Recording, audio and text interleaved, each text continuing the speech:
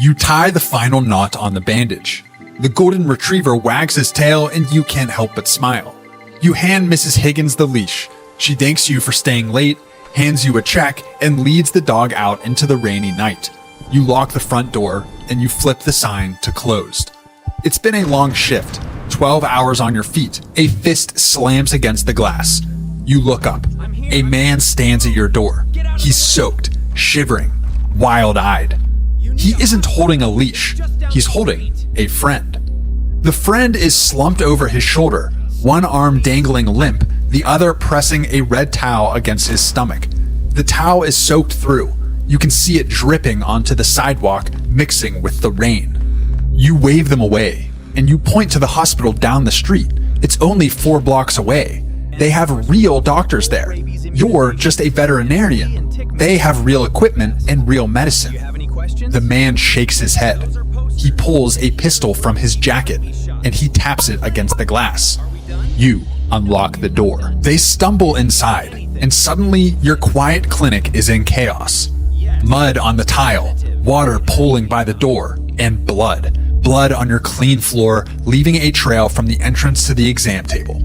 The gunman kicks the door shut while you help hoist the injured man onto the table. It's a bullet wound. You tell him you fix broken paws. You give rabies shots. You remove ticks and trim tails and tell old ladies their cats need to lose weight. You don't do this. You've never done this. The gunman doesn't care. Fix him. That's all he says. But you understand everything those words mean. Fix him or join him. You look at the wound. Then you look at your cabinets. You don't have human medicine. You don't have the right tools. You don't have training for this. But you have to try. You grab a tranquilizer meant for horses. It's strong enough to drop a 1,000-pound animal in 30 seconds. You do the math in your head, calculating the dose for a man. You pray you don't stop his heart. You pray you got the numbers right. You inject the line. The man groans. His eyes roll back. His body goes slack against the table. He's under. You have maybe 20 minutes before he starts to wake up. You work fast. You clean the wound, you find the damage, and you stitch him up with heavy blue nylon, the same you use on Great Danes and German Shepherds. It will leave a jagged scar. But he is alive. The gunman watches the whole time. He doesn't speak. He doesn't move. He just watches. When you tie the final knot, he steps forward. He reaches into his jacket and pulls out a thick envelope, then tosses it onto the patient's chest. "Keep your mouth shut," he says. "Buy yourself something nice." He carries the man out the back door. You don't help them. You just stand there, hands shaking, watching them disappear into the alley behind your clinic. The door swings shut. You're alone. You pick up the envelope. You open it. You count the bills inside. $5,000. Cash. You don't know what to do. Part of you wants to call the police, tell them everything, show them the blood on your floor and the money in your hands, and let them handle it from here. But the clinic hasn't been doing well lately. The bills are piling up. The rent is late. You're trying to save for your daughter's college fund, and every month you fall a little further behind. And these guys don't look like they forget a face. You saw the gunman's eyes, cold and calculating, the kind of eyes that remember everything. Reporting them could lead to problems, the kind of problems that don't get solved by calling 911. You mop the blood off the floor. You throw away the rags. You hide the money in the back of your filing cabinet behind the tax returns nobody ever looks at. You tell yourself it's a one-time thing. 3 nights later, your phone rings. It's 2 a.m. You're half asleep on the couch, the TV playing some old movie you've seen 100 times. It's a number you don't recognize. You answer it. The vet who works late. "I heard you do good work." You don't say anything. You barely breathe. "A friend of mine needs help. Same situation as before. Double the pay." You should hang up. You should call the cops right now. Tell them about the phone call. Tell them about the money hidden in your cabinet. But you think about your daughter again. You think about the tuition bill sitting on your kitchen counter, the one with the red "past due" stamp in the corner. You give them the address. The second patient is a woman. She's hurt badly. You clean the wound, you stitch her up. 47 stitches in a neat, careful line. When you're done, her partner hands you an envelope. You don't count it until they leave. $10,000. You start keeping the back door unlocked on Tuesdays and Thursdays.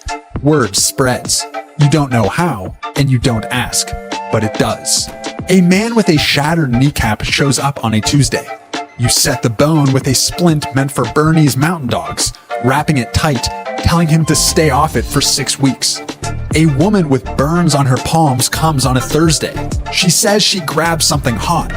You don't ask what, you just wrap her hands in gauze and give her antibiotics meant for chickens. They all pay cash. They all leave through the back door. They all know better than to ask your name, and you know better than to ask theirs. But here's the thing. Here's the thing that lets you sleep at night. Most of them aren't criminals. Yes, every now and then you're dealing with someone dangerous. Someone whose eyes are too cold, whose hands are too steady, whose wounds tell stories you don't want to hear. But mostly you're helping people who just can't afford a hospital. A construction worker who fell off a ladder and doesn't have insurance.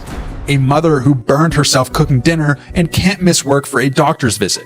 Regular people with regular problems and no way to pay for regular solutions. You're doing good work. At least, that's what you tell yourself. You buy new equipment for the clinic, sharper tools, stronger lights. You tell your ex-wife the clinic is finally turning a corner. She doesn't ask questions. She just nods and says she's happy for you. You put a deposit down on your daughter's first semester. 3 months pass. You've made more money than the last 2 years combined. The filing cabinet is stuffed with envelopes now. You had to start a second hiding spot behind the water heater. You start to feel good at this. Not proud exactly, but capable. Needed.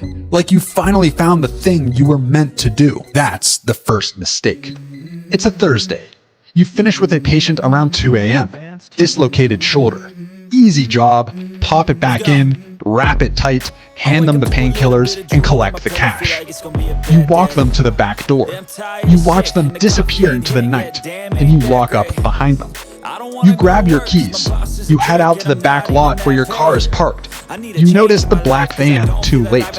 It's parked in the corner of the lot. The side doors slide open. 2 men step out. Big, silent, moving with the kind of purpose that tells you they've done this before. One of them puts a bag over your head. Everything goes dark. They shove you into the van. After a short drive, they pull you out. You hear a door open. It smells like a real hospital. They walk you down a hallway. They push you forward and you stumble into a chair.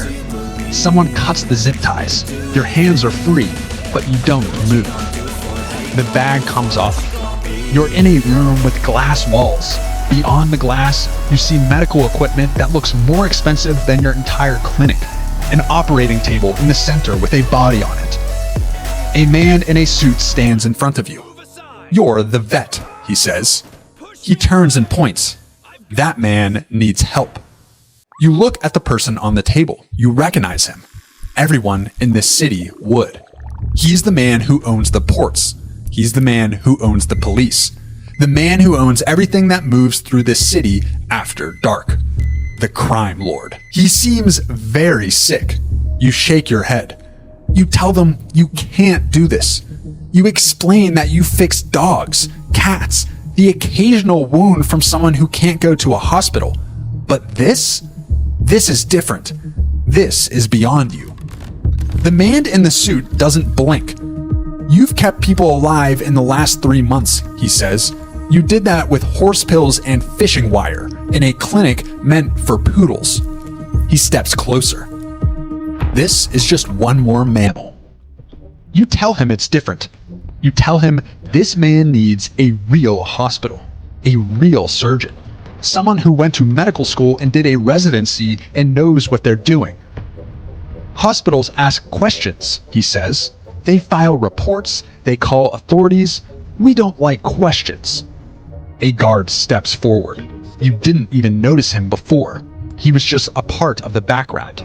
But now he's front and center, and his hand rests on the gun at his hip. Mammals are mammals. Now begin. You scrub your hands. A woman in scrubs appears beside you. You step into the glass room. The crime lord lies on the table. You check his vitals on the monitor. You've seen this before, in dogs who got hit by cars, and cats who fell from windows. Internal bleeding. You look through the glass at the suit. You tell him you need to operate now. No more waiting. He nods. The woman hands you the tools. Your hand hovers over the crime lord's stomach, and you hesitate. This man has ruined lives. You've heard the stories. Everyone has. The businesses he's burned, the families he's destroyed, the people who crossed him and simply vanished like they never existed at all. You could let him die right here. Just hesitate a little too long. Call it a complication. Nobody could prove otherwise. But then you think about your daughter. Her smile, her laugh, the way she hugs you when you pick her up on weekends, squeezing tight like she never wants to let go. You begin. The next 2 hours disappear. You work fast, faster than you've ever worked before. The woman assists you. She's good. She anticipates your moves before you make them, handing you tools before you ask, adjusting the lights when you need to see better. You wonder how many times she's done this. You wonder if she chose this life or if it chose her. Another hour passes. Your back aches. Your legs are numb. Sweat drips down your face, stinging your eyes. But your hands are steady now, steadier than they've ever been. You start to stitch him up. You tie the final knot. The crime lord is alive. You stand there for a long moment. You don't feel proud. You don't feel relieved. You don't feel much of anything at all. Just empty, hollow, like you left something of yourself on that operating table. The suit enters the room.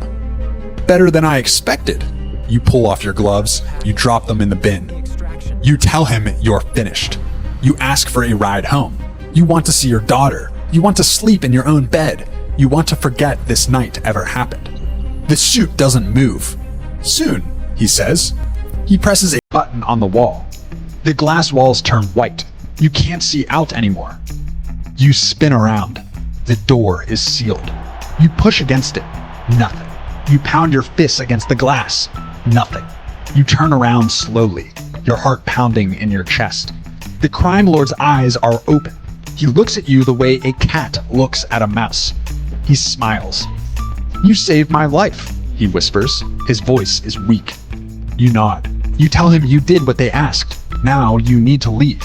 You have a family, a daughter who needs her father, a life that's waiting for you outside these walls. He shakes his head. A gift like yours, he says, wasted on house pets? He points to the corner of the room. You look. There's a bed, neatly made, a small desk with a lamp, a stack of medical textbooks, thick and heavy. I've been looking for someone like you, he says, calm under pressure, asks no questions, works with what they have. You tell him no. Your voice cracks. You tell him you have a life out there, a practice, a daughter who needs her father at her graduation, at her wedding, at all the moments that matter. She'll be taken care of, he says. Best schools, nice home, she'll have everything she needs. She won't even notice you're gone. You move toward the door. You press your hands against the glass. It's cold against your palms. Nobody comes. The suit's voice fills the room. Get some rest. You start early tomorrow. You look at the bed in the corner. You look at the locked door. You look at the man you just saved on the table. You think about that first night, the gunman at your window, the pistol tapping against the glass, the cash on the table. You thought you were making a choice. You thought you were in control. You were wrong. You spent your whole life saving animals. Now you've become one.